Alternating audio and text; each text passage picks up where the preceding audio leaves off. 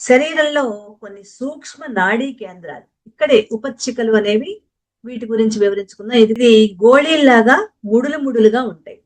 వీటిని ఉపచ్చికలు అంటారు. సూక్ష్మ నాడీ కేంద్రాలు అంటే కొన్ని చోట్ల సర్పంలాగా సమాంతరంగా ఉంటాయి, కొన్ని చోట్ల వటవృక్షంలాగా శాఖోపశాఖలుగా విస్తరించుకుని ఉంటాయి.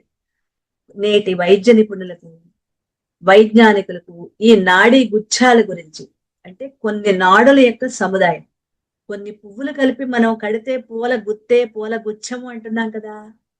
గుచ్చము అంటే కొన్ని నాడుల యొక్క సముదాయము. ఈ సముదాయం గురించి ఎవరికి అంతగా తెలియదు. వీటిని ఉపచ్చికలు అంటారు, ఈ గుచ్చాలని.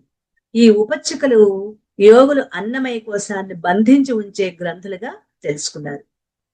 మరణ సమయంలో ఈ గ్రంథులు, బంధాలు అవి విడిపోయి ఒక్కటి కూడా లేకుండా కనిపించకుండా పోతాయి. మన శరీరంలో సుమారు 108 నుంచి 150 వరకు ఈ ఉపచ్చికలు అంటే ఈ గ్రంథులు ఉన్నాయి. వీటి వల్లనే మనం మన శరీరాన్ని మనం అనుకున్నట్లుగా ఉంచలేకపోతున్నాం. మనం అనుకుంటున్నాం కానీ అలా ఎందుకు ఉంచలేకపోతున్నాము అంటే, ఇక్కడ ఉపచ్చికల యొక్క పేర్లు కూడా చెప్తున్నారు.